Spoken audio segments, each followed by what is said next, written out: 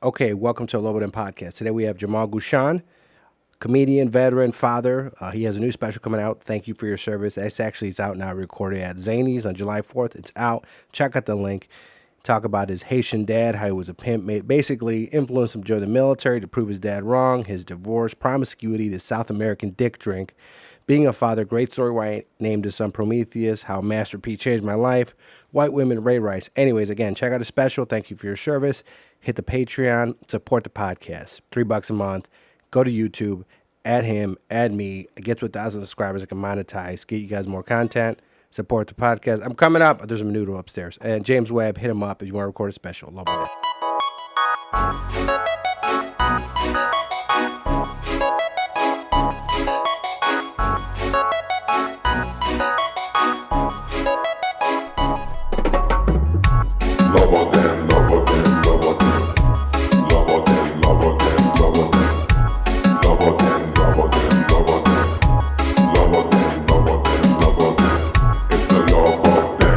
Okay, welcome to the Loaded Podcast. I'm your host, Jamal Diaz. I'm wearing a female Portillo's medium shirt right now. To my left is James Webb from the People of Comedy Studio, Pop Productions. What's up, James? What up, dude? You look great. Thank you. Thank you very much. I have gained a lot of weight, but it's probably just get fatter. Anyways, across from me is Jamal Guichon. Yes, sir. It's Haitian, which the French took over Haiti, and I don't know. The French took over Haiti, and then Haiti was actually the first slaves to rebel and win their own freedom. Oh, okay. So that's dope. Hell yeah. You know, and then it Kill a made the bunch of white Dominicans people. hate them forever, apparently. 'Cause they was out there first wearing the French, shit, the newest French shit. So, yeah. And that I think saying that's a female medium is generous. Uh-huh. The Portillo shirt that you're wearing, Oh, look that at is this. generous. But you're carrying it well, man. You're carrying. Because, like, I didn't, I came from work. I didn't have any shirts, so there were some shirts in the back, and I grabbed. So I was like, one of these has to fit. So none of the T-shirts That's fit. the one that you said fit. You're Yeah, this, I was like, I saw medium in the back. The other one said small, but I was like, it's probably fit into like a small. I could snug it. No, not even. Like maybe a few months ago. This is baby weight. I I consider. can't wait till your girl has to peel that off of you, and like not the sexy kind of way either. Like She's gonna have to cut it off with a knife or something like a like that. wetsuit.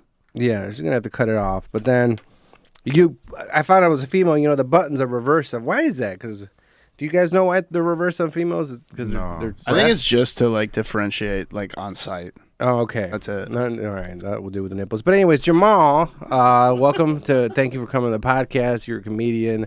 You got divorced? I thought you were still married. Oh no, I didn't know that. No, thanks for bringing that up. But yeah, hey man, you heard it right now. I see it in your eyes, man. Did you just get smiled divorced? once. You just get divorced? Is it recent? We broke up at the beginning of the pandemic, so it's been about over a year. Okay. Over a year. It was just you were done.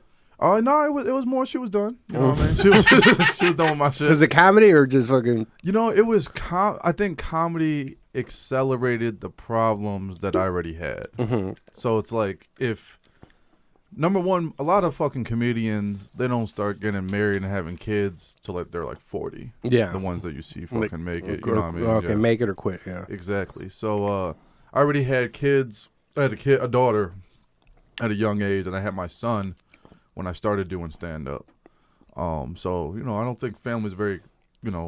Stand-up's a very family-conducive thing. No, No. because you're not around. No, you're not around. You're at shows. You're at shows, you're at open mics, and then you're around drugs and alcohol and women. Yeah. And then they like you because you're the nigga on stage. You know what I mean? Yeah, if you're a dude, you want to get fucked. Yeah. If you're a female comic, it's no. No, you know what? I think From what I've seen and heard. it's... Okay. And I don't want to speak...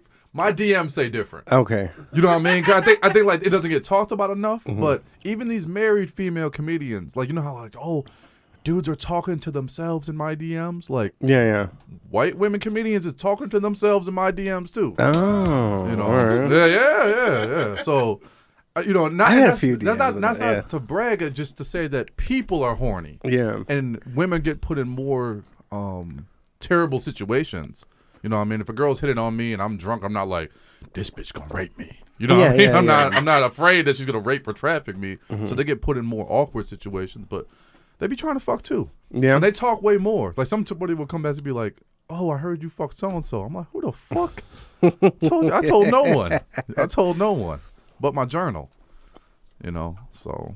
So what's the body count? How many comedians have you fucked this week? Oh no, you know what? I actually made especially after the pandemic, I made like a conscious decision. Number one is, to stop, because it's dangerous in a sense. It's dangerous for your career. You never know what somebody could say. I think you can only as a male comedian, you can only the best thing to do is fuck up where she's higher in your career, because that's what I considered at one point.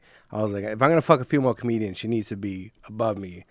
So I would try to fuck like, oh, I'm never gonna see you ever again. Okay. Like, you about to quit in a year.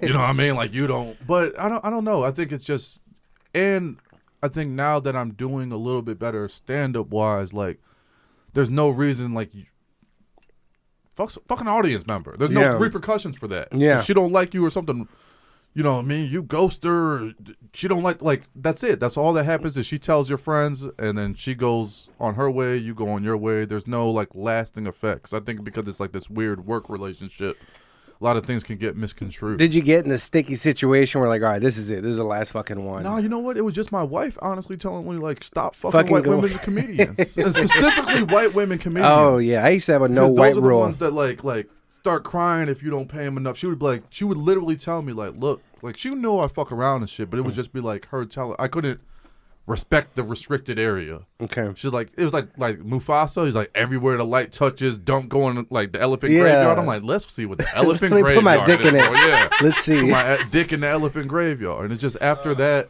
happened so many times. This is like a training ground. So I'm like, man, I want to make that mistake before I make that mistake. Yeah. You know, before it's like something happens and people are like, hey, you know. You heard that Patrice bit about the white woman, right? And she's making eggs for him. He's making eggs for him the next day, for her the next day. Because she's like, oh, he's waiting for that I didn't rape you text. You remember that? Yeah, that bit? Like, oh, because, you know, he's like, oh, yeah. And she's like, I don't know. I don't like what we did last night or something. And he's like, oh, shit. You know what I mean? Better make this bitch some eggs or something like that. It gets a little weird and scary, and it's just not necessary. Might as well keep it out of there. Keep it strictly professional. This is what I'm trying to do for my career. Yeah, I had a rule.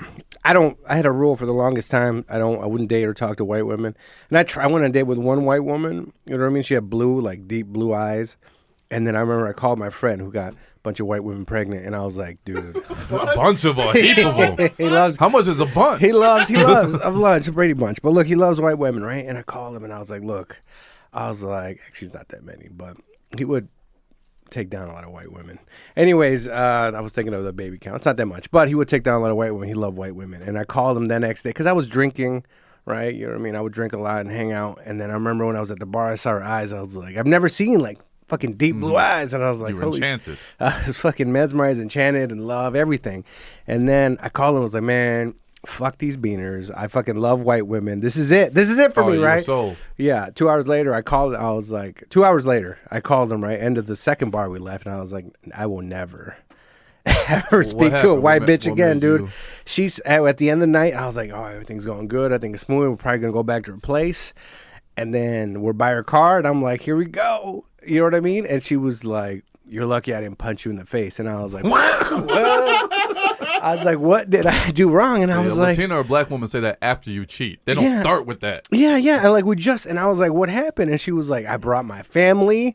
I brought you we hung out, and her sister was there. And if you're hearing this, I'm making it up. This is all a lie. Sorry. But he's scared of this white woman suing.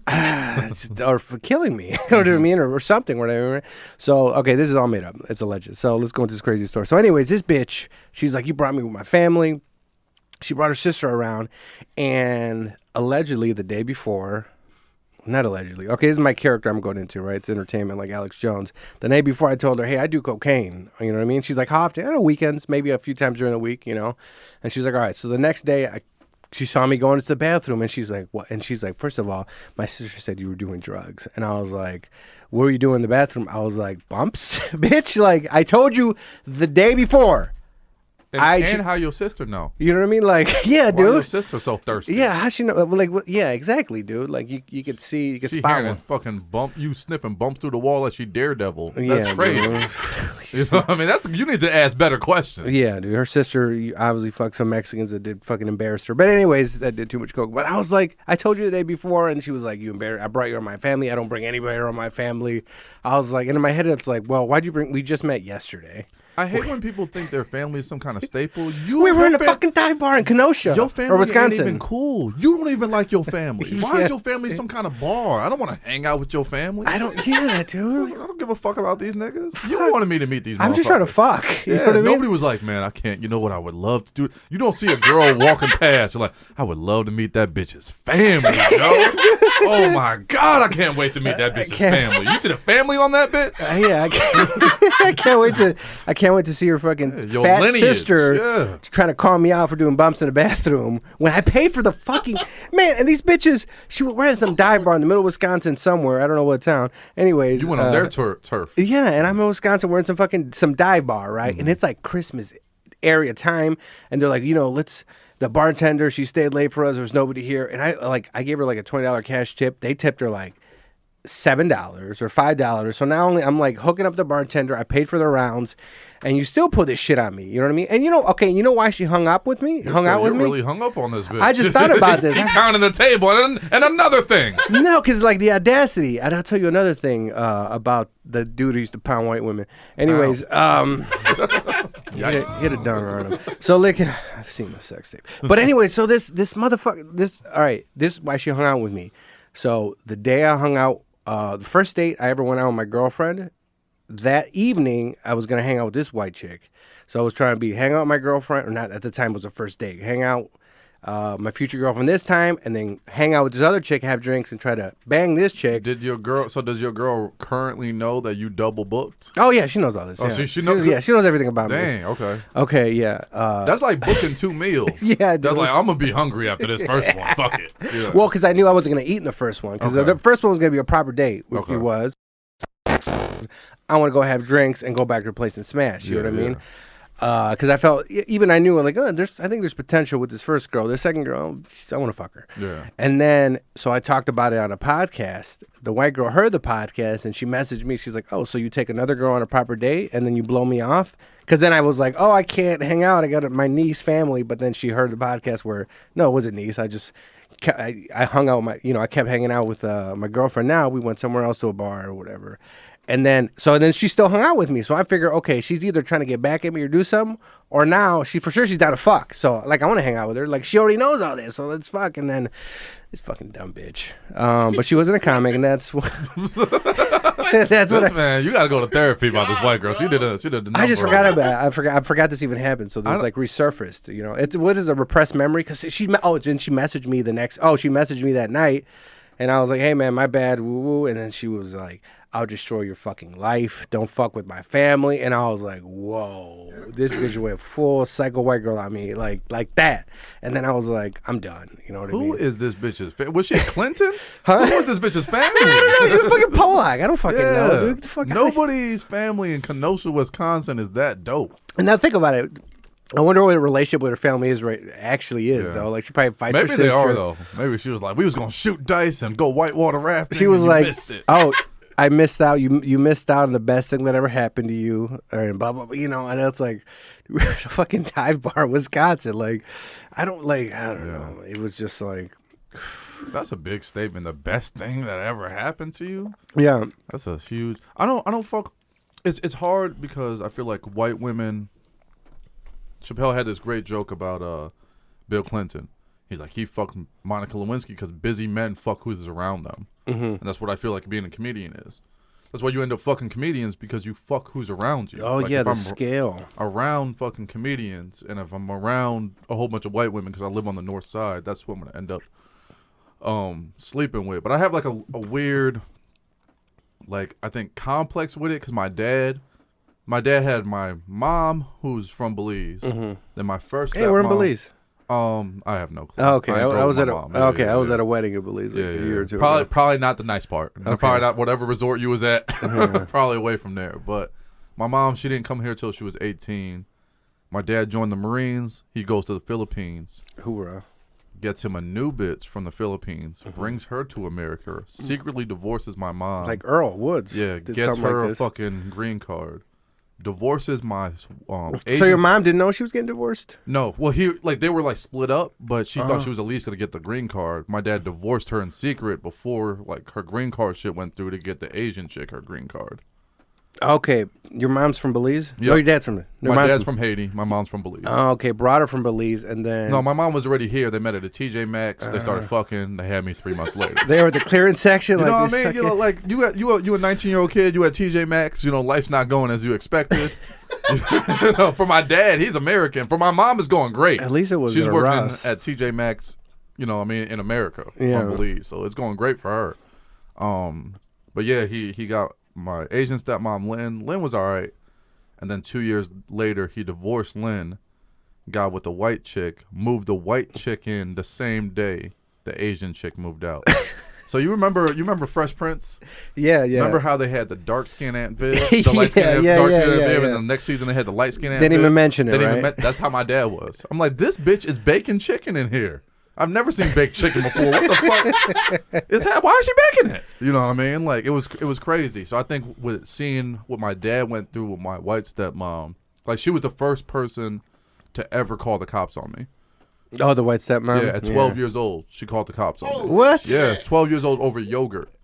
And she told the cops that I punched her in the mouth. And the cops came, they're like, bitch, you didn't get punched. You know what I mean? So what happened with this yogurt story?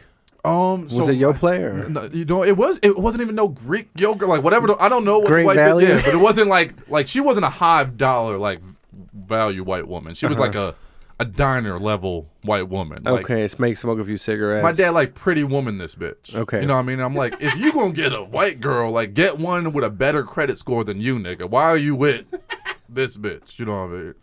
So my sister comes from New York. And my sister, she had a different dad than me, but she came to visit me from New York. And at the time, I'm 12. My sister's like maybe 7, and she wants another yogurt.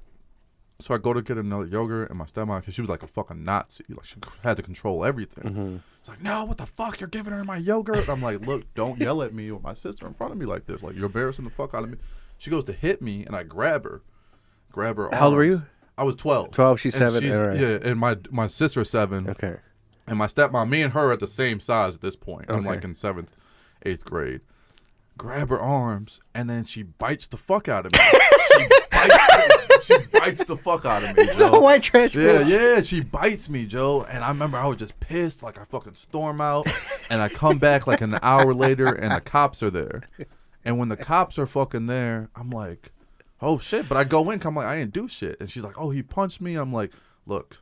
Guys, That's the first time you got white woman. Yeah. But it was like they were actually cool. I'm like, look, her lips is not busted. My hand has a bite mark, and my dad, he didn't believe me. Where is he? He's at work. He's at work, and my dad hollering at some new white woman or something. yeah, like that. Yeah. exactly. He did eventually swap her out. Now he's with a white woman that's my age. Yeah. He eventually swapped her out for a new model. She's still grieving. She's still grieving for that. But long story short, man, like he ended up divorcing her because y'all remember Master P, of course. Master P. She changed my life. My dad was the director of hotel at the O'Hare Hilton. Okay. So he like was in charge of security for all the Hilton, right? This white bitch does not have a job, so he supported me. The one who bit you, right? The one who bit me. He's still with her. He's supporting Biting white bitch. my sister, my sister, and her white son. She has a white son. How your age? No, he was Ryan is like 26 now. I'm 34, so we're like 8 years apart. Okay. But at the time in like elementary school, that shit used to suck because this little white boy get picked on, and then now my black ass got to go fight for her, and I'd be like, "This is my brother." They'd be like, "Nigga, what the fuck you mean? This blonde-headed white boy is your brother?" Oh, you guys went to the same school then, right? Yeah, we went to the same school. So my dad's the director of security at the O'Hare Hilton. Master P leaves his watch there. All right, never comes back for And it. can you look up Master P's real name real quick? I just forgot. It's a pretty name. Anyway, so all right, Master P leaves his watch. He leaves his watch in Percy Robert Miller. Oh, it's not that awkward. It's just Percy. All right. He's like, it's something exotic. I can't quite say it. I get something real exotic. Percy Robert Miller. All But right. the housekeeper finds the watch. She gets fired before the year is up, so my dad takes the watch. He pawns it, so like we can have money and shit. Mind you, she's not working. Like these motherfuckers are negative. We're in like a Do you garden. remember what kind of watch it was? No, Was it some blinged out or something? Blinged out, fucking. You know, I'm in middle school. I have no fucking clue. So, he starts seeing like the signs with this bitch. He's like, "Look, I think like we need to take some time apart." Blah blah. She calls his job and be like, "Hey, Ron stole this watch." Ooh. So this dude's got to resign from his fucking job. Mind you, he's the director of security. Like this motherfucker has met Walter Payton. He met fucking Clinton. He met like, he's the not like the nigga like waving you in. He's like the dude. And That's she some white fucking woman tricked- shit. Yeah, That's she some tricked total on him, white woman shit. Ruined his fucking life, man. And after that, I was just like, I've had stuff with. I was married to a Mexican woman before I was married to my ex-wife who's black, and it's just never got to like we're beefing. I want to ruin your life. It's like I ride or die, but I'll leave you at one point. I'll leave you at one point. At one point, enough is enough, And what I'll I'm leave losing is you. Like that's what's like. All right, when I remove myself, I don't have to ruin your life because once I remove myself from the situation, you gonna be hurt. That's what the not I'm gonna fucking ruin your life forever. So it's that kind of vindictiveness that's like it's always in the back of my mind. I'm like, all right, I can't even pillow talk. If I can't pillow talk with you, I don't really want to fuck you at this point. Yeah. Because at 34, I need. When you're young, you can fuck, and then like, you can kick somebody out after, and maybe it doesn't matter. But at 34, if I fuck you and want you to leave immediately after, I feel gross about it. I hate that. So I need to be able to like lay next to you on soft and talk about space. Yeah. You know what I mean? That's why I used And to fuck hookers. boom. I'll explain. Because I didn't want to be a bad person, so like. They say you don't pay hookers to come, you pay them to leave. Yeah, you know what I mean? So I feel guilty like texting or feeling like I'm manipulating somebody into something like, versus a hooker after a show. It's like, I'm done, clear. Nobody's feelings are getting hurt. You're not getting the wrong impression. We're like, oh, is this going somewhere? Blah, blah, blah.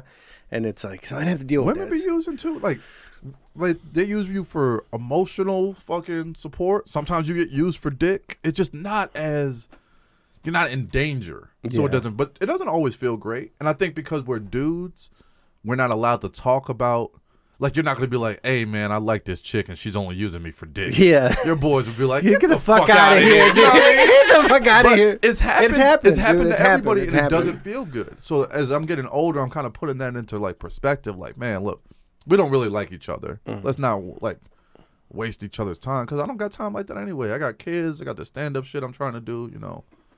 And I don't like all the hope in your eyes. As soon as I see all that hope in your eyes, that's why I don't fuck no young. I don't fuck anybody under 25. Yeah, I think All 25 is that about the limit for me. What the fuck are we talking about? You know? Yeah, it's like, and then there's Snapchats. And, do you have a Snapchat? Do you watch? I don't do Snapchats anymore because if you're gonna send me some news, just text me. And You gotta be a grown ass woman. Like now, see, like you might show. Like no, there's no group chat anymore. All right? Yeah. It's just me. Yeah. It's just me, and I don't even really want the nude. You know what I mean? Because now it's like, what do you? Nobody getting horned up because of a loose titty anymore. You know what I mean? Like I do like to masturbate to people that I know. That's a thing I do like. I've never jerked off you, James, but How dare you? the way he said it was like you're the first. After I go home, I'm leaving on Yeah. the Portillo shirt. Get on that shit, dude. Come on. like my girl knows before I met her. Like I jerked off to her a few times. Like Before you, like, was she sending you stuff or was it just like her Facebook? her Facebook. That is Profile weird, pics, bro. yeah. That's weird. Because she just has like her graduation photo, and you're like, oh yeah, your accomplishments. You know what I mean? That is. You sort through like the good ones and go and like, all right, this one's kind of sexual. You know what I mean? It's like I'm reaching a little bit, but I'm Yeah. not. You know what I mean? She got this tattoo. Photo one of rape. these hoe tattoos here, the ones under your thing. And I remember during that shot, there was a picture where she covered her titties up. So that one, like, I think I finished with that one in particular. But she knows. And it's She like, knows, yeah. But it's like Are you? So do you let other people know? Like if you're not with them? No. If it's just like, No. Hey, Maggie from Denver, I just. Hell no, dude. Hell, but I think a lot of the women that I did, I ended up I think I slept with most of them. It's somebody maybe I was pursuing, and it's like I'm gonna jerk off. Okay, it's not like we were random, talking. It's like this person has no type of feelings towards you. Yeah. I don't think I've ever done that unless it's people I know. No, it's usually now that I think of it, it's mostly like I'm get to that point where we're eventually gonna hook up, and I think most of the times we have. I don't know if I've jerked off to a girl that I haven't hooked up with. That's probably good, man. Yeah, because I feel like I lost. Because photo rape is going to be the next term. Oh, yeah. You know what I mean? That's going to be the next term they come out with, hashtag photo rape. I just saw, I forgot what I saw. I saw something where it was like, it was a new, laughter is a new, can you look up laughter is a new right-wing something? Let me look it up. And I was like, is this real? I can't tell what's fucking, whoa, that's my sister calling me. I can't tell what's, God damn it. What is it? What's parody or not? Remind me to take a picture of you. After the podcast. I don't know. It was like laughter is a new right wing something. Oh, God damn it. Greg Garfield proves. No? I feel like most of these things only really exist in the internet, though. Yeah. People really don't treat each other like that. That's what's also weird. Like when I have conversations face to face with people aren't scared or feeling like, oh my God, or you're this or I'm that. People are just people. But this internet thing is like, it's literally like a different fucking dimension. It's a whole world. People dude. act I don't know how to. I'm having, honestly, I struggle with coming to terms like with internet culture, how people act on the internet and how they act in real life. The things they'll say. You know, I had a comedian earlier this year that was like, you know, I guess mad at me, didn't like me, and he was subbing me on the internet. I saw this nigga every week. I saw you every week, and you're writing like vague Facebook posts about me. Okay. And at first, I didn't even realize it was me. I was so like oblivious to it. And then I realized I saw this dude every week. You're 5 feet from me. This. Cause you didn't book him for something, or what? What upset him? We were working on something, and he started to feel like it wasn't his. Mm-hmm. He started. That's what he said. He started to feel like it wasn't his. Started to feel like I was taking over. You know, and I'm not salty about it, you know, or anything like that anymore. It just goes to show you how internet culture is. This is a big guy. This dude's huge. Mm-hmm. You know what I mean? It's like you can't. Remember, like conflict. Have you all talked first? Like, remember, like in the military, they say handle shit at the lowest level.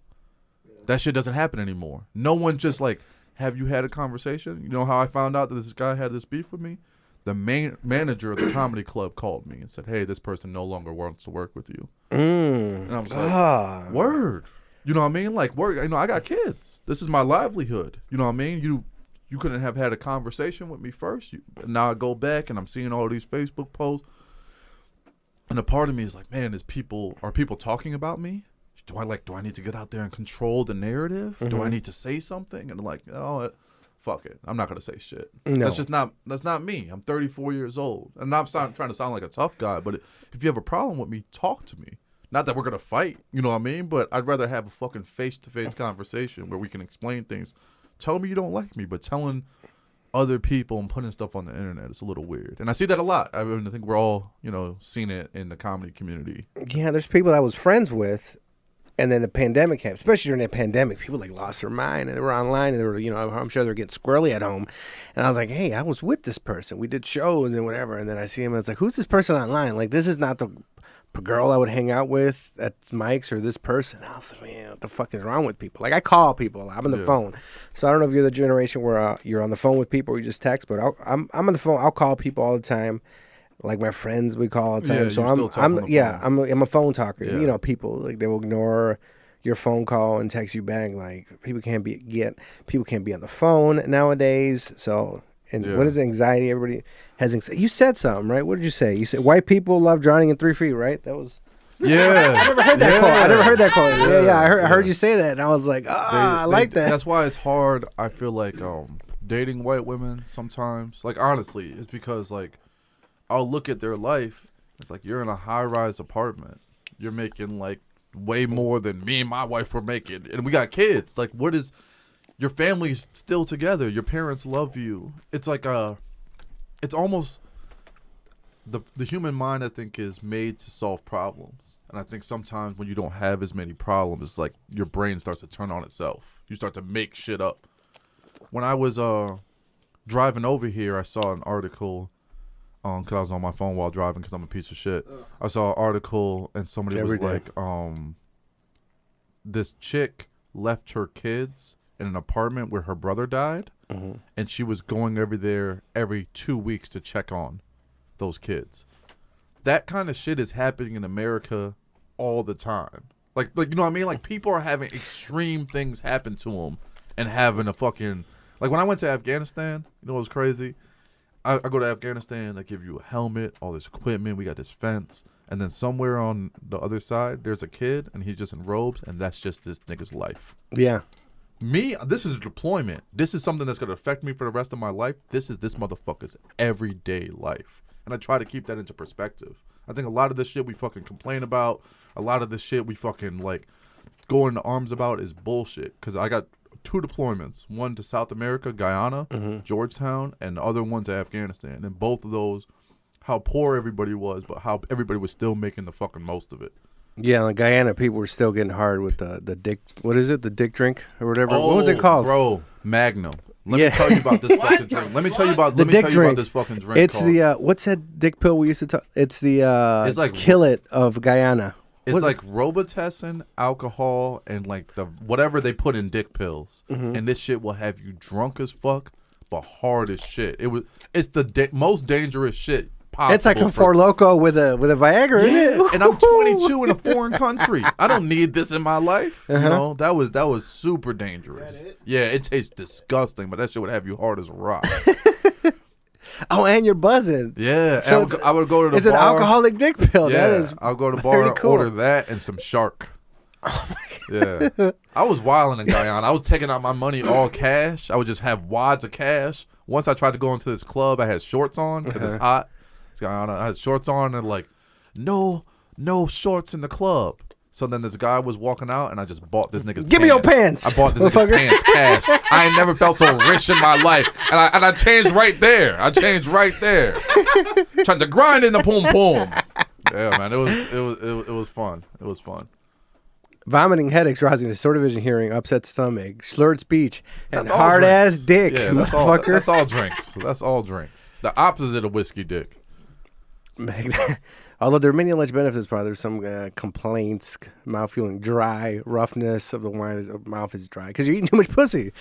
Yeah, your fucking mouth hurts. Yeah. Oh man, those who like rum, that's funny. Eating pussy is my go-to move. Eating pussy and holding their hand. Oh yeah. They'll love you forever. They'll co-sign on something. I've gotta hold their hands. I haven't been getting laid a lot lately.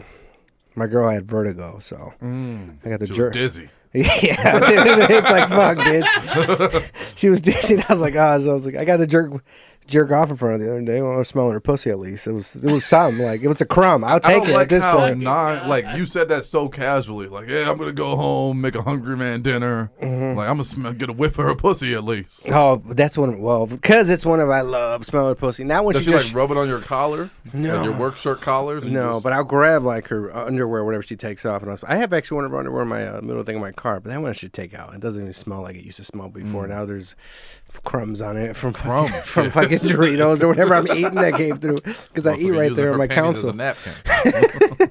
But no, I like the smell. Not if she showers, it's like when she showers, I'm like, oh wait, I'm like, you just showered. I'm like, no, I'll holler at you tomorrow. You know what I mean? I can't smell this. So you like the day on her, like the day or two, or like a little sweaty. Feel stressed. Oh, like it's a little like it's a mix of sweat. Earlier. Sweat, anxiety, a little bit of urine, like that's when it's like when it hits me, you know what I mean? Like if it's been a few days. Hey James, save this clip because when he gets this huge traffic charge, like 5 years from now, we're gonna replay this shit. Right. The smell of urine and blood together just gets me going. That's one thing that's kind of fucked about my girl being pregnant. I used to like period sex. My girl's pregnant. Congratulations. Yeah, thank you, baby. March 10th, my first baby.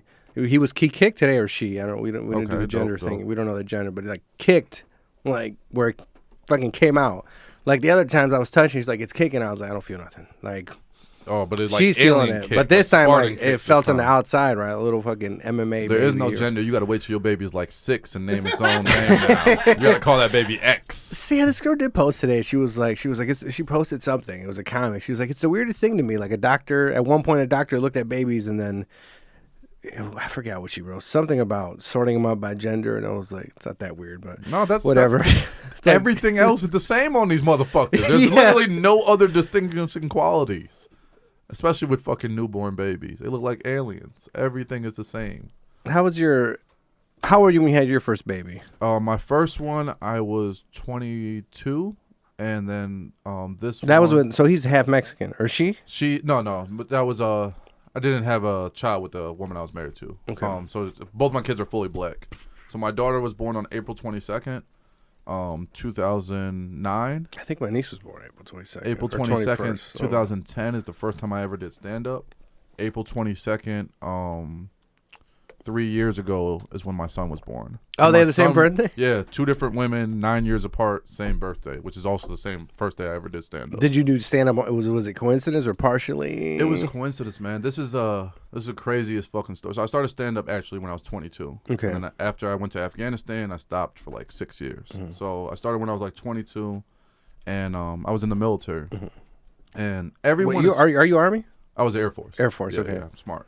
So everyone. Your dad was hoorah. You're like, nah, like this. Fuck that. Exactly. But everyone is funny to their friends, mm-hmm. and I think there's a distinction between funny with your friends and your family and funny to everybody. And when I joined the military, I realized I was funny to everybody because like this fucking white dude from Alabama would be like, "Hey, you're you know what I mean?" Not just to my friends. So my boss, he was from Texas, little fucking place in Texas.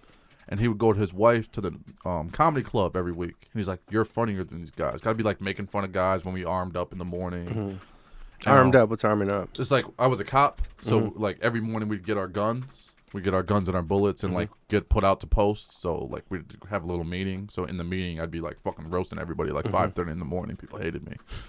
So he was like, "Hey, you should go to the comedy club and try to go to their open mic." This is in Colorado Springs. So I go to the comedy club. Do you remember the name of the club? Yeah, it's Looney's. Okay. Looney's Comedy Club. So I go to the comedy club, and it's not an open mic. They're having a competition. Oh, okay. And on this I've never done stand-up, never done open mic, never did anything. So at this competition, they're having, it's the local radio host there. It's a guy who had been on HBO for like some 30-minute collective thing, and a couple other people that were like actual comedians. And then they let me do it because I brought a lot of people like a dumbass my first time. You didn't know. But... I didn't know, exactly. Yeah. I'm 22 and I didn't know. I was in the military, and it was less of I want to be a comedian, more like, here's something fun for us to do. I'm going to go make an ass of myself. And then they moved me on to the next round. After that, I did like really well for not having. So I ended up taking second in the competition. The dude who took first, he died 2 weeks later. So for real, he just died in his sleep while camping. This white dude, he was only like 27 years old. For real, like I literally to this day don't know how he died, but it was good for me. So they let me host. The grand prize was you got to host every weekend for the summer. Okay. So I went from not going on stage at ever, no open mic, to hosting at that club all summer. So like that was a like really fucking good experience for me. It was really confident building. Yeah. Because Colorado's like throws you in the fire, but still builds and gives you all this. That's great experience. Yeah, and the talent pool isn't what it is here, and it's like back in 2009, 2010. So like it's not like all this internet shit. I didn't know any better with a lot of shit. I was just figuring shit out as I went. So I would get booked there in Colorado quite a bit. I rose up there pretty quickly. But when I went to Afghanistan, I came back. Shit was just not as funny anymore. Okay. You know, like I was just like, I don't want to do this. I don't want to do anything. Was it adjusting to like that kid in the robe? Like, oh shit, this shit's fucked up and this seems all trivial type of thing, or what? It was that. It was very much that. Like the next year after I went to Afghanistan, I got out of the military. And at first, I used to collect sneakers. I used to literally have like 300 pairs of sneakers. I used to collect sneakers. And when I got out of the military, my plan was to open a sneaker boutique. I got a job at a Finish Line. I started fucking taking business classes, all this shit. Then I took a sociology class.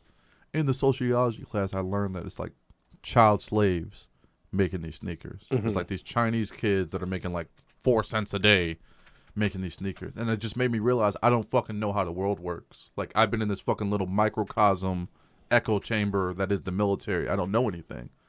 So I kept on trying to find a job that was like, I don't know, to me morally, good. Yeah. And there was none. Like I was a cop before. You know how that shit is. I decided I scratched that off my list fairly fucking quickly.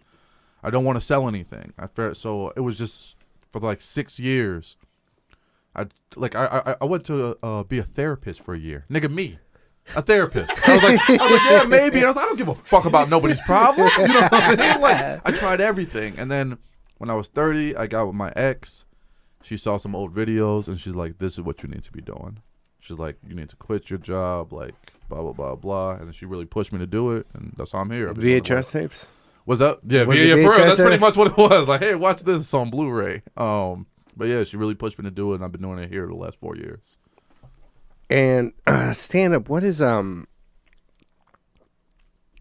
so when you didn't do anything when you were in the military after Colorado? You were done, or was it just... I would do, like... I remember, like, I did an open mic when I first got out of the military here. I go to Laugh Factory open mic when it was, like, just starting up. And that was more, like, honestly, to be social. Because I didn't know anybody. When you get out of the military, you move back to your hometown. These motherfuckers have been friends for the last 8 years. Like, time doesn't stand still. They've been going on their lives. So it's like, I don't have any fucking friends here. So I would go, but then I was just, like, very angry from all the shit I saw. So, like, me and the other 25-year-olds are not fucking seeing eye to eye. We're a different level. We're a different fucking world. Like, now I feel a little bit more integrated, I guess, because, like, it's been more and more time me not being in the military, but back then I was just like, oh, you don't fucking know anything. Yeah, you know what I mean? You don't know like how you're in a bar and you hear these conversations, you're complaining about something or talking and nobody about wants something. to hear that shit 24/7. But I was just so angry that nobody was talking about it. Like, no one's talking like, oh yeah, we're sending people to war and they're dying for literally no reason. Yeah. Like, no. And I feel like that's crazy with all these other issues that are going on that nobody, like, talks about that. Like, oh, we're sending children. We say, like, people who are that age. You got to be 21 to drink, 18 to fucking die. And they're recruiting you at 16, 15. Yeah, I was in JRTC. They were recruiting us. I didn't go. And I was like, I'm not saying I'm smart, but, like, I was a smart kid. So I was like, I joined JRTC because I didn't want to join gym for some reason. I didn't want to maybe dress or shower. I don't even fucking remember. But I saw a video and they were climbing and they were doing this cool stuff. I was like, I'll do JRTC. I don't have to do gym. And I enjoyed it. But I knew that I was never going to join the military. You know, very unlikely. You know? When I was younger, I used to want to be a Marine. Not a Marine. I wanted to be in a submarine. Submarine, see, that would have been, you would have hated that shit. Yeah, absolutely. But then I got older and I was like, oh, I don't want to do any of this. You know what I mean? And I enjoyed the class. We learned a lot in the classes. They taught us things in class they didn't teach us in other classes, like finance and things like that. But I was like, I always knew, but I was watching the guys around me. It's like, oh, you see people not fall, but it's like, oh, they weren't necessarily going to be in the military. But like you see some guys that wanted to, and some guys were like gun-ho about it, but some like, they were persuaded. Or the rest of us, because when I was younger, I was like, oh, I'm going to join the military because it's going to pay for college. So that's what you get taught, you know, at our level of poverty. And then they're like, but I was like, I was like, wait, there's other avenues I can go to this. Like, I don't need to. And I was like, oh shit, I didn't know that. I didn't know I didn't need to. When I found out, I was like, nah, I'm good. I had a big hero complex, and I think sometimes I still struggle with that. Like, before I joined the military, I was going to school to be a kindergarten teacher. Okay. And I was like, because I was like, oh, these young kids, the first thing they'll see is a positive black role model, and they'll ruin. And I was like, man, I don't give a fuck about these kids. Give me a fucking gun. Like, I wanted to prove, you know, when you're a boy, you want to prove. Me and my dad didn't get along. My dad was a Marine, and he was a cop. So it's like, I wanted to prove, like, oh, I'm better than you at your same game. And I didn't realize, like, oh, you're risking your life to prove something to someone who doesn't give a fuck if you prove. He's out fucking white women. Yeah, that's what he gives a fuck like, about. my dad, when I was in Afghanistan, this motherfucker wrote me one time. And you know what this motherfucker asked me in the email? How many women I had fucked at that point. Your son is in Afghanistan. You know what I mean? And this nigga's drunk asking me, like, that's the fucking... Was his grandpa like that, too? I'm assuming this sounds like it. Yeah, my grandpa, that was a fucked up story, too. So my grandpa's name is Jean. Jean, in French. And that was his name. But he didn't get named that till he was 8. His name before that was Raoul, which was his father's name. Okay. But once his father left his mother, his mom came in the room and was like, your name is John now. That's not your name anymore. So my grandpa... Oh, when the dad left? Yeah, when the dad left, she renamed it because that was his name. Oh, so she I can't hear this. Yeah. She's like, I can't hear it. Yeah, every day. So now you're John. You're John now, exactly. So my grandpa was married a gang of fucking times, like 5, 6, 7 times. That's why I wanted to name my son Junior or A Junior, because then it's like, in the back of my head, I was like, if I name him something else, is this potentially a dude you fucked? So I was like, let's just name him Junior. Because at least you fucked another Giovanni. Sure. Like, I'm okay with that. I never even thought of that. I just thought about it the other day. She was sitting in the living room. I was like, And she said some name, and I was like, "Who's that?" This is the first thing that popped in my head. I was like, "Let's just go with Giovanni." My son's name is Prometheus. I don't think anybody fucked another Prometheus. But if they did, that's kind of that would be cool. That'd be cool, dude. I'd be actually scared. I'm like, this dude is the shit. Like, this dude is. Wait. Dick is huge. You named him before the movie came out, or no? I named him after the movie, but I always like I said, I've always kind of been obsessed with like hero shit, whether it's like comic books, and I think that was also sad too. Like, I think we forget. Those old enough forget the feeling when 9/11 first happened. When we didn't know it was fake yet, motherfuckers wanted blood. Like, America together was like, let's go get these motherfuckers. All of us. Terrorism is bad. We didn't know. My dad bought a little American flag. Yeah, everybody was repping. People had American flag turbans, motherfucker. Like, people was repping. We was repping out here. We was strong. You could have had us do whatever you want. And they did. The Patriot Act. You know what I mean? There was like no Vice TV then. There wasn't these articles. There was no social media. All you knew was CNN was telling you. You saw the planes hit. So I had this very, like, ideological, like, oh, I'm going to be... And my dad, he was always telling me, like, every time I'd mess up, he'd be like, are you a follower or a leader? You know, like, this is your defining moment. Everything was on some hero fucking Jason Campbell shit. It was just too much. Who's Jason Campbell? It's this dude who wrote the Hero's Journey. Okay. It's like, you know, like, everything is, like, secular, you know. But the story of Prometheus, it was kind of like in Greek mythology. And the story of Prometheus is he's a Greek titan, right? And Zeus is ruling, and Prometheus gives fire to mankind, right? And then Zeus doesn't like this because he's a jealous fuckboy, so he sees that the humankind is worshiping the fire in Prometheus. He gets jealous. He's like, you got to snatch that back from him. Prometheus tricks Zeus in front of everybody so mankind can keep fire. But when he did that, he had the gift of foresight, so he like can see into the future, and he knew he would be tortured for eternity. Like, so after, like, he gave Fireman, Zeus tied him up to a mountain and had a fucking raven come eat out his spleen every day for mad long till Hercules rescued him. So I named my son that one because Pro is the coolest nickname you can fucking have. Pro, yeah. Pro, you know what I mean? What's up, Pro? Pro, exactly. It's the coolest fucking nickname you can have. She's like, oh my God, this Pro just, I got fucked by Pro right now. And Prometheus Guichon sounds like a supervillain, you know what I mean? But more importantly, it's like, when you do the right thing, you're not celebrated. We have to get rid of this illusion. When you do the right thing, you stand alone. When you do the right thing, usually something bad's going to happen to you. Fucking JFK, Martin Luther King, Malcolm X assassinated. You know what I mean? Doing the right thing. Monica Lewinsky. You know what I mean? She sucked a dick. Look what happened to her. It ruined her fucking life. Sucked the president's dick trying to distress us. Trying to keep us out of war. You know what I mean? Scarlet letter for life. So whatever now you she's trying to sell purses or whatever but she's you doing. have to do the right thing anyway. That's why I love that story. He knew what was going to happen to him, and he said, "Fuck it, I'm not going to be celebrated. I'm going to be tortured. But man, like this is the right thing to do." You know. So I put more standards on my son than I put on myself. You know. So hopefully he leads up to him. If not, he'll just be a fuckboy named Pro. A long line of fuckboys. Yeah, and I was thinking about that now. I'm gonna have a son, or daughter. Fuck, I don't know yet. Anyways, I'm gonna have but if I have a son, I gotta think because it's like I go back to like me, because I don't know. I don't want to say I was a fuck boy or whatever the fuck. Well, I was something. You know what I mean? Like my dad, promiscuous, whatever. Other family, Mexico, and I had those same traits for whatever year. So you fight it with yourself. I was like, I don't want to be this guy, but you end up being this. Like I was like, oh, you grow up like, I don't want to be like dad. And in my 20s, I was like, oh shit, it's in you. I'm fucking. If I've lived my dad for like the last fucking 5 whatever years, you know, I had a relationship with a girl. It was a piece of shit to her, like my dad was to my mom. I was like, fuck, I was the same person, and I didn't realize it. I was like, God. So now, it's like I gotta shield this motherfucker from like our Diaz-ness. It's definitely tough. I give my son the cool part now. He's just 3, but it's like I don't put a lot of like toxic masculinity shit like my dad used to put on me. Like everything with my dad is like I joined drama when I was a kid, right? In 4th grade, my dad was like, "You gay as hell. You gay as hell." I remember they had these scarves.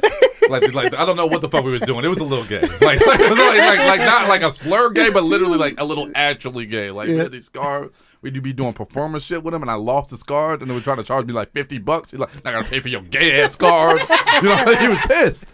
So I didn't get to do drama. So I don't want to do nothing like that to my son. You know what I mean? I don't want to be like, "Hey, you have to be this way, bro." Like my that shit made me go to Afghanistan. trying to prove my dad that I'm something, that I'm fucking tough, made me lose my life, almost lose my life for nothing. And then I lost 6 years of the thing that I really love doing, that I found stand up for 6 years dealing with that. So I don't want my son to have to go through any of that. The good thing is, like, my daughter is like the tough one. Like, my daughter, she'll like, I'm scared of her because she's like mad mature. She's 12. Yeah. And she'll straight up come to me and she'll be like, look, I don't like the way you talk to her. I don't like the way you said that. I think you guys really need to respect my privacy more. You guys need to put me back in Taekwondo because I feel like when I hit somebody or something, it makes me feel like less stress. Like, she's very good about communicating her emotions, so I've been trying to get better about like communicating mine. Yeah, so I'm bad at my that. son doesn't see someone who's struggling with that. And even like with the promiscuous shit, like I really asked myself a lot of questions over the pandemic, and it's like, why do I like fucking so much, or why am I doing this behavior? And a lot of it came down to like, number one, insecurity. Like, y'all remember Steve Gerrard? Yeah. I just had a show with him at Zanies. All right, shout out to Steve. That's one of my favorite. He's weird as shit, but it's one of my favorite. That's one of my favorite comedians. Like, he's weird as fuck, but I love this motherfucker. So we had a show at Zanies together, and after the show, he gets like a big ass White Claw. He's like, oh, I haven't drank in a while, but I'm going to drink this. I just feel good. That show was good. He's like, oh, what's your vice? And I'm like, honestly, you know, if I had a vice, it'd be women. And he looks at me, he's like, well, if somebody's going to have a vice, that's the coolest fucking vice to have. But I think that's the part that sucks, too, is because it's looked at like this conquering thing. Yeah. You don't work on it until it's like you've hurt people. And then you have to deal with the fact that you've hurt people. And then the second thing I realized is like, man, I'm doing this because women let me be more intimate with them than dudes do. Like, my friend, this is my best friend in the world. We were in the military together. He's my best man. I'm like, this is my best friend. He texted me the other day, and he was like, is it gay if I text you hi? And I was like, yeah, nigga, don't ever just text me hi. You need to be like, did you see the Bulls game? You know what I mean? Like, you have to text me something to talk about, but that's how insecure I am. And I'm just thinking about my friend texting me hi, and I just kind of pushed it away. Yeah, I was like, this nigga's flirting with me. don't text me hi, dude. Hey, but that's how insecure I am. That's how that's how non-emotional. So it's like, I'm getting this emotional aspect. Yeah, because you can open up. Because you can't be yourself. You can't open up the level you can with a woman. You can with your boys. You know what I mean? You know what I mean? There's a certain level, and it's can't.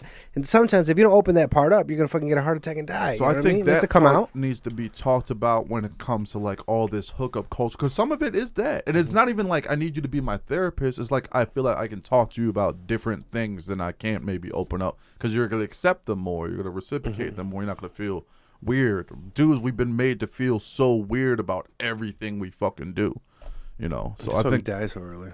What's that? That's why we die so early. Yeah, you're holding all that fucking tension in. You know what I mean? Then you're 69 on your deathbed, like, I was gay the whole time. I wanted to suck dick the whole time. And it doesn't even matter anymore. I never got to taste the dick. And then you just flatline. Like, you know, no, man. We should. That's why I hate the hate that Lil Nas X gets. Mm-hmm. Like, I don't like his music, but I'm like, man, we as black dudes should be supporting this kid the most, because he's gonna open the door to let you be whatever the fuck you want. You know, like, if you wanted to suck a dick, Lil Nas X, like, if you didn't want to suck a dick, you seeing Lil Nas X not gonna change your mind. Mm-hmm. You're not gonna be like, I didn't, but that nigga's lips was juicy as hell. Now I do. You know what I mean? Like, that's not gonna happen. I think that we should champion this motherfucker because he's so young to be yourself. And no matter what you are, male, female, black, white, it's very hard, especially in this world of social media when you're connected with millions of people, to be yourself. I used to do comedy fucking deadpan before the pandemic. Deadpan. And that's not me. That's not even how I talk. Why'd you start doing it? Because I was scared. Are you challenged? Oh, okay. I was scared, and when I came back, because when I was 22, I had the utmost confidence, because right away, I won a competition. Right away, I was the big dick dude in Colorado. But here, when I came, I was like, damn, everybody's good. And then you're 30. When you start something else at 30, it's like you feel like you're late in the game. Yeah. So I didn't have that delusional confidence at 22. So when I did comedy deadpan, I'm like, oh, I can control it. I can control, like, the beats. I can not fuck up my words. Right before the pandemic, I saw Mary Lee. And she had a badass day. And then she came on stage and she was just fucking talking like shit about just being herself. And I was like, man, I'm never not going to be myself again. You know, it's hard though. It's hard to pull this thing that you're with every day and put it up there and let people see it. It's weird that you're trying to be this thing that you already are. If that makes sense. It took me like even maybe the last year or two of doing stand up where it's like, oh, I just started being my for I don't know what you talked about your first few years, but when my first few years nothing. I didn't talk about myself until like 4 years in. Wow. You know what were you talking about? Nah, I don't know, jerking off. Yeah. Jerking off and rape. Silly Who fucking knows? Yeah, it was a mix of silly and dark, whatever. Because I enjoy like what I enjoy dark the most. But it's like whatever. Like that's what I like the most. But it wasn't me. You know what I mean? Like I like receiving it. Anyways, like the receiving the dark, I love it. Like the darkest humor of me, that's where I enjoy watching the most or listen to the most. But out there, it wasn't me. It was like, what am I saying? It was for like 4 years, and I had some dude from Milwaukee who blocked me. Anyways, he was like, that's when I used to. It was politics fighting on Facebook. But anyways, he's like, Giovanni, I did one set. Or I was at open mic, said something about my dad. He was like being deported. He was like, Giovanni, I never knew your dad was deported. Like, how come you don't talk about that stuff? Whatever. I was like, it was like the first time I ever, and that opened it up. I was like, oh, okay, maybe I'll talk about my shit. You already have the material. You've lived the life. Yeah. You already have it. Like I just I recorded a special July 4th at Zanies. I'm about to put it out next week actually. Veterans Day. Okay. And Conan, thank you for your service. And part of the reason I did it is because you sold it out too. Yeah, sold it out on 4th of July, which was big. And that was a Sunday too, right? It was a Sunday at 6. Sunday at 6 on 4th of July. On the 4th, you baby. Sons of bitches sold that shit out. Yeah, man. That was props. That was huge. And but you know what? It was a gift and a curse because it was big, but because this kind of goes like back to like the shit with my dad because of like what I was taught, I didn't hold on to it. Mm-hmm. Like I wasn't like, man, this is a big moment, Jamal. You should be proud of yourself. You know what I mean? Like this is like comedy clubs are closed on the 4th. You understand? Like the biggest people don't want to do shit. You're nobody. You're not a scene darling. You did this shit yourself. Like Brian believed in me, but that was all me. And I was just like, what's the next thing? You know, I should have held on to that. Be like proud of, you know what I mean? But I was just like, oh well, what's the next thing? Fuck it. But I'm releasing it because I'm getting further and further away from the military. I've not been in the military for like 9 years now. I don't want somebody to be like, you're the veteran comedian. Like, I don't want to be pigeonholed to that moment of time. Like, I'm going through different shit now. I'm going through the fact that my wife is, you know what, we got back together for a little bit after we broke up. And then she was like, oh, we fucked. And she was like, oh, that was great because there's so much bad dick out here. I was like, God damn, how much is so much? How much did you try? How much bad dick did you try? You know, but I'm dealing with that shit. I should talk about that. I should talk about like this, the dichotomy I have with white women. The fact that I love them on one extent, but I also fucking hate these bitches. You know what I mean? And it's dangerous. Like, I should talk about that. Game. And I have more feeling and passion about that than I do this military stuff because I'm getting further and further away from it. So I'm excited to put this out to kind of like close the chapter on that and let what I've been working on and the voice I've been developing be. I'm honestly feeling like this year I've made a major leap, you know, for myself in comedy. Maybe other people don't know, but I know for myself I've gotten a lot better this year. You've been touring, right? I saw you in Missouri. Yeah, I was in Missouri. I was in Indiana. I was just starting to do some stuff like that. I got a huge thing on New Year's I'm about to announce soon, so that's going to be a lot of fun. And just figuring out like what I want to do. Like sometimes I'd be writing sketches and I'd be putting out sketches and I was like, nigga, I don't even like sketches. Why am I? You do that because you think as a comedian I have to do A, B, and C. You know, and it's like what I'm trying to figure out. Like, hey, everything now is like instant oatmeal. Everybody pushes you like, oh, if you're not on TikTok, if you're not on this, you're not. And I get that. Like there's a business aspect of it, but there's also like an artist aspect. Like you have to be true to yourself and do things that you want to do. If you're not, like it's gonna come out like it's gonna come out. People are gonna see it. Yeah, people are gonna see right through that shit. Like Hedgebird had that funny joke, right? I forgot how it went, but basically like you're a stand-up, but everybody wants you to be a writer. I was like, oh, do you have? It was a joke, do you have right? a show? Do you have a podcast? Do you have this? And like he's like, you know, if you're a, I forgot the joke, but he's like, if you're a chef, nobody goes up to you. Oh yeah, but can you? I don't know. Yeah. Race cars. I don't remember them. I'm a fucking butcher. I don't remember any of. Oh, these fucking jokes. I'm just jerked off to my girl. No, I was just reading some one of the things I wrote down.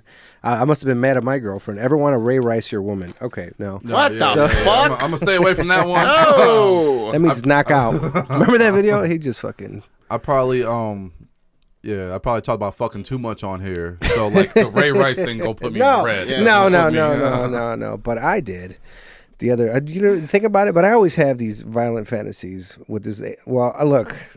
Here, I'll put the pleasure on me. Like, there's this Asian bitch in Wisconsin, right? She worked at this fucking sushi place that my girl ordered me to get the sushi, and I go over there, and she's pretending she doesn't speak English with her white husband. I'm like, hey, we put the order in. She's like, oh, no. And she calls. She was like... And it's one of those days where I waited all fucking day and I was waiting for the sushi and I went to pick it up. She called it in and they didn't just do my order. They're like, oh, we thought you weren't going to come. So we just closed up and whatever. And I was like, why don't you just call us and tell us, hey, we're going to close. You can't, whatever. Because I didn't eat. I was fasting at the time before you see this. And I go over there. But I had a violent fantasy where I beat her on the front of the street when the white dude was watching and he was crying. And we went to the hospital. This is all in my head. I went to my hospital and I brought her flowers because she didn't die. And I brought her some flowers and I felt good afterwards. So sometimes I have these little fantasies. It's like somebody cuts you off in traffic, like your mind cuts you. Like, or if I go for a run, that also helps. But I haven't done that. That I should do. So either running or violent fantasies help me out. Then you can fit in that women's medium. You start running this winter. By springtime, you can fit in that women's I know, dude. Let's try it. Button it up. You have any plugs or any? Oh yeah. The album. This will be out, I think, in like 2 weeks or something like that. Yeah. So November 11th, it will still be out there. Thank you for your service. We're gonna have that, and like I said, follow me on Instagram at Real American Bad Guy. That's my Instagram handle, TikTok. And I'll be, like I said, announcing something very big for New Year's. Very big party, very big stand-up event. You're gonna want to be there for New Year's. New Year's and 4th of July are my favorite holidays. New Year's because it doesn't matter what religion, whatever the fuck you are, everyone's looking hopeful for the next year, and everybody's reflective of the last year. Can't fuck with that. There's no political shit. Everybody just wants to get fucking drunk and be like... Even the Jews celebrate it, and they don't celebrate New Year's, but they do. Thank you for that tip. Ray Rice, right? Even Ray Rice celebrates fucking New Year's, right? James, do you have any plugs? Stand Up is not back. We're on hiatus again. But it's for a very, very good reason. So because Ray Rice showed up. Because Ray Rice was there and he beat the shit out of every female comedian. Ray Rice outside? He's next. He's the next podcast here. But Stand Up is taking a little break. We're going to be back in January at a brand new location. You could probably guess where it is, but I'm not going to say it. But we will also be weekly again. So damn, let's fucking go. Put me on that bitch. You know what, Jamal? I think that might be something that'll happen. So go ahead and go to standup.net anyway. Sign up for our email list. If you're on our email list, you get extremely deep discounts on tickets, sometimes free tickets, free drinks. We give out shit all the time. Deep, like that right hook. And then don't start a podcast. I have no time left. No time. All right. Follow the Lobo podcast. Support the podcast. The lowest tier is $3 a month on Patreon just to support. Look, I can't afford shirts. They're too small. These are female Portillo shirts. Please get this man a shirt. Give me a shirt. You guys see me not barefoot, bare chested too much. It's YouTube. Give me 1,000 subscribers. So tell a friend. Subscribe, you fans of football. Ray Rice. He's got a kid on the way. I got a kid. I need these subscribers. Yeah, please pay money. And then, was there anything? Do I have a plug? I have no shows coming up. But I don't know. Lobo Den. Lobo Den. Lobo Den. Lobo Den. Lobo Den. Lobo Den. Lobo Den. Lobo Den. Lobo Den. Lobo Den. Lobo Den. Lobo Den. Lobo Den. It's the Lobo Den. Lobo Den. Lobo Den. Lobo Den. It's the Lobo Den. Lobo Den. Lobo Den.